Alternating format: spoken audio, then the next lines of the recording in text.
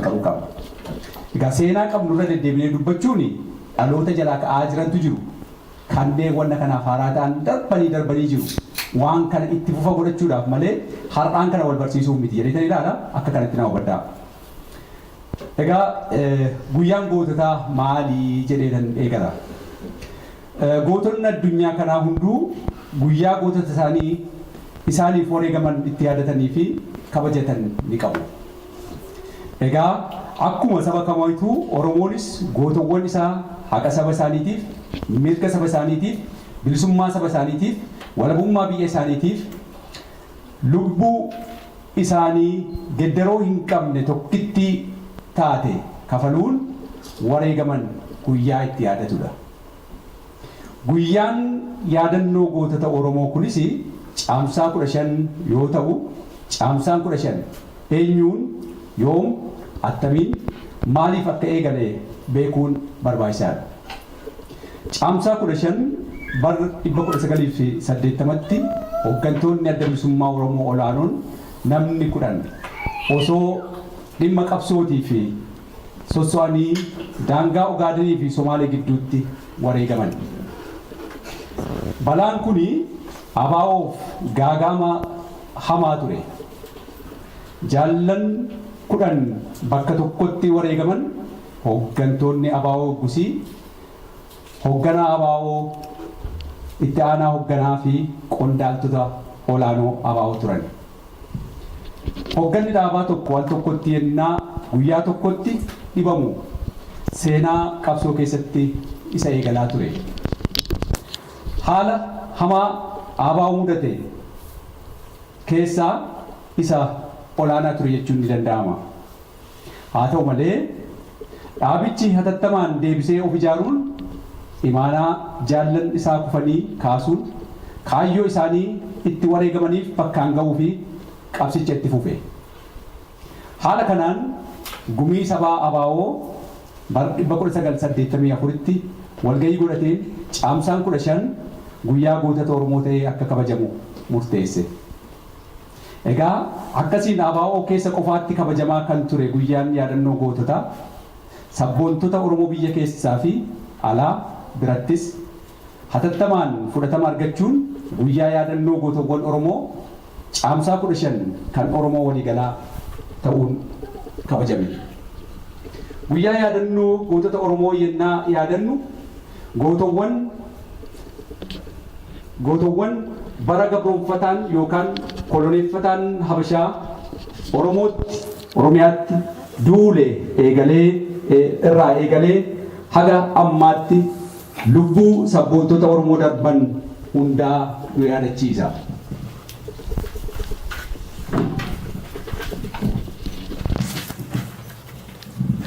Gabroonfataan Habashaa meeshaa waraanaa ammayyaan Oromiyaatti duule dura dhaabbachuun biyya isaanii ittisuuf falmii hadhaawaa gochuun biyya isaanii utuu ittisanii gootowwan kufan yaadanna.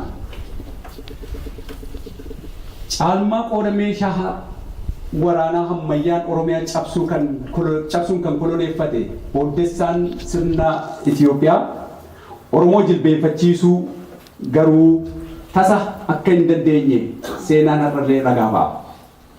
Sabboontonni gootowwan Oromiyaa diinaaf boqonnaa guyyaa itti kennan akka hin jirres seenaan ragaadha. Egaa har'aan kana gootowwan Oromoo kana yaadanna. Edda Oromiyaa cabsuun qabatanii aangootti tartiiba wal jijjiiruun kan as ga'anii ilmaan gabroonfattoota Habashaa yakki garjabina gootowwan Oromoo isaan dura dhaabbatan irratti fudhachaa as ga'anii fi ammas kan itti jiran gootowwan Oromoo daangessuu fi jilbeenfachiisuu tasa hin dandeenye kun kan nu boonsu. Sirna koloneeffataa Habashaa kana dura dhaabbachuudhaaf lubbuu gootowwan Oromoo darbe koloneeffataa lakkoofsaan bira ga'uun ulfaatullee hedduuminni isaa hanga yoonaatti kan hiriyaa hin qabne ta'uu seenaan addeessa. duguggaa sanyii Oromoo irratti raawwataa as ga'an hamaa fi kan gardarbe ture. Weerara diinaa kana kan dura lakkoofsi uummata Oromoo miliyoona 10 ta'u weerara booda lakkoofsi uummata Oromoo miliyoona 5tti gadi cabuu seenaan kan dubbatu yoo ta'u Oromoon miliyoona 5 duguugamuu mul'isa. Koloneeffataan Habashaa biyya Oromoo humnaan edda qabate kaasee lammii Oromoo itti mormukamuu saalaa fi umuriin osoo addaan hin qoodin haadholii, shamarran, dardarranii fi daa'imman akkasumas maanguddoowwan garjabina hamaan ajjeesaas ga'e. Mootummaan TPLF har'aatillee kanuma itti fufee jira. Adabbii garjabina diinaa kan akka haadholii irraa harma muruu, abbootii irraa harka muruu, nafa muruu fi utuu duuba isaan hin deebisin doorsisnii fi roorrisni diinaa gootawwan Oromoo osoo hin sodaachisin lubbuun Oromoota miliyoonaan lakkaa'amu dhume osoo duuba isaan hin deebisin diina dura dhaabbachuun gootummaan kan kufan sabboontonni Oromoo qabsoodhaan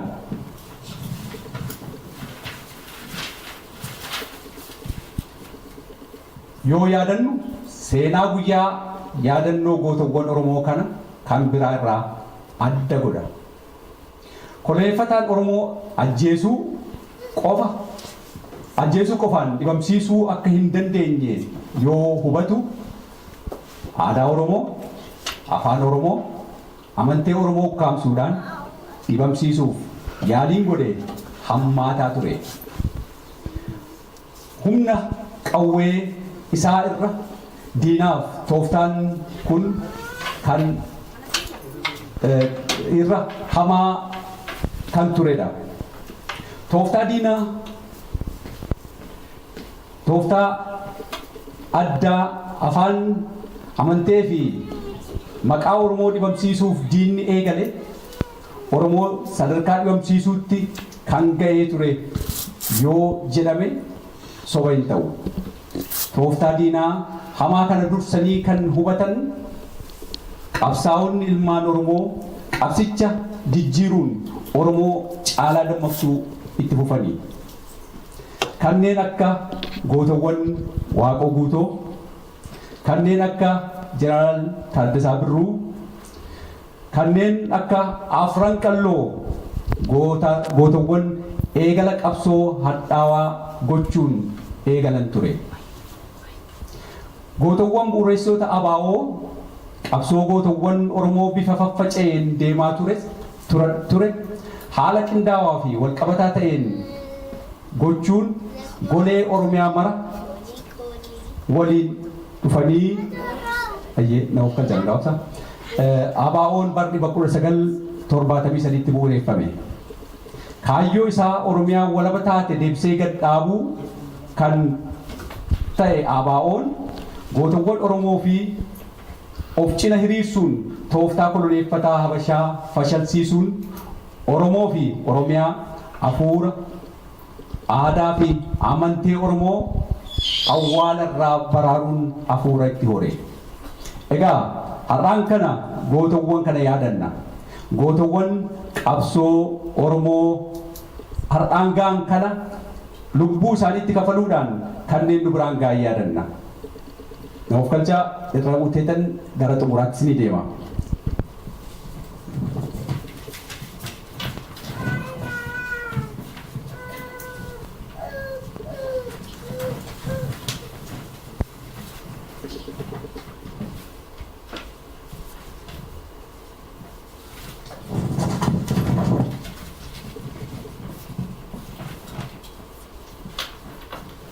Ayyeega walumaa galatti gara xumuraatti yoon nuti deemu guyyaa kana maaliif yaadannaa kan jedhuun waasniin jechuudhaaf yaada.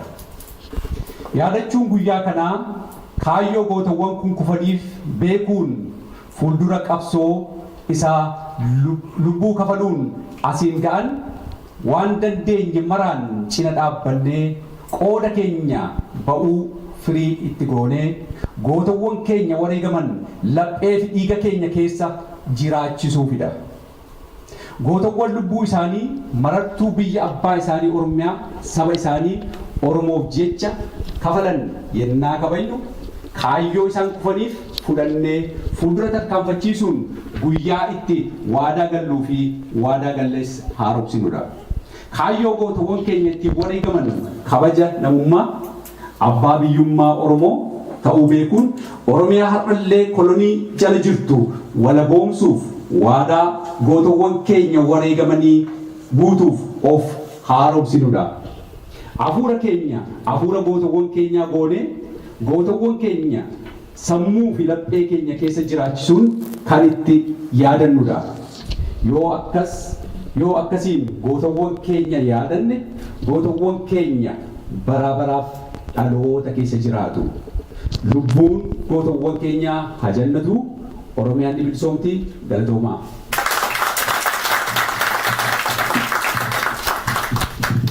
Egaa irra deebi'aati ammas jaallee barraadhaa hamilee naa kennaaf isinis jiraadhaa.